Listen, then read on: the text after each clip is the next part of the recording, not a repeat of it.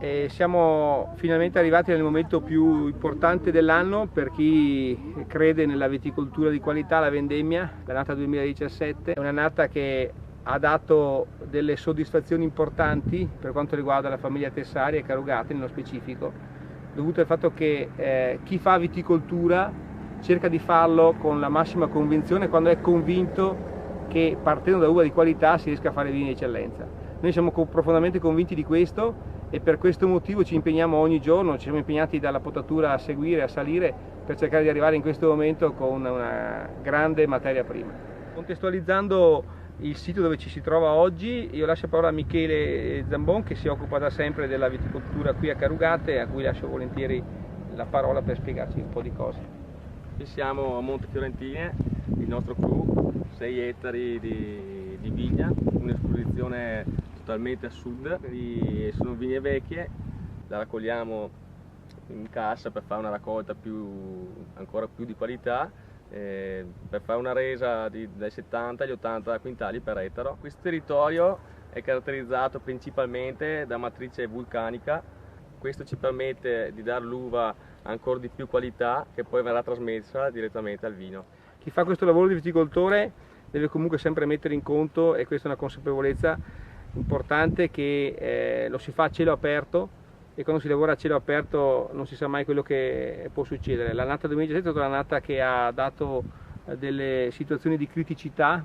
Noi sappiamo aver vissuto un'estate particolarmente calda, mitigata da sistemi di irrigazione. I nostri 8 pozzi artesiani, che qui ce n'è uno, ci hanno aiutato a mitigare questa grande siccità che ci ha comunque avvolti. Gli eventi grandinigeni di fine agosto hanno sfiorato la zona, e anche quello è un fattore che ci ha aiutati a esprimere al meglio la materia prima, e quindi io credo che sempre di più la consapevolezza di chi fa viticoltura, di chi fa qualità, di chi fa materia prima che ambisce l'eccellenza deve essere anche quella di fare sempre i conti con l'imponderabile, per cercare di mitigare ovviamente questa situazione di criticità ambientale.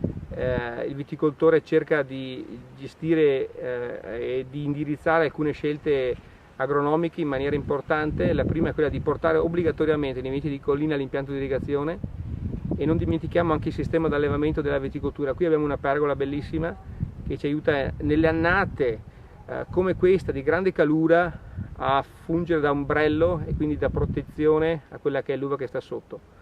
Quindi avere delle aziende, un'azienda che abbia sia la pergola, che diventa fondamentale in annate siccitose, sia la spaliera, allorquando in annate piovose la spaliera aiuta, perché di fatto essendoci ombreggiatura fogliare l'uva si asciuga prima. Credo che rappresenti un interessante punto di confronto con quello che è il fenomeno del cambiamento climatico, che oggi è sempre più attuale.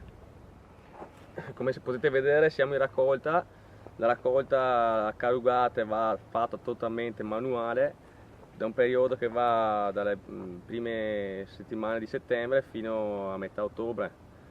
Le epoche di raccolta a Carugate iniziano con la Durella, che è il nostro vitigno che usiamo per fare l'Amedeo, che per un discorso di acidità si va a staccare prima, poi subito dopo cominciamo con la Garganega, come dicevo prima, da prime settimane di settembre fino a metà di ottobre, per poi andare a finire con la Valpolicella, il nostro Campo Lavei, il nostro punto Zolotti, che andremo a raccogliere i primi di ottobre.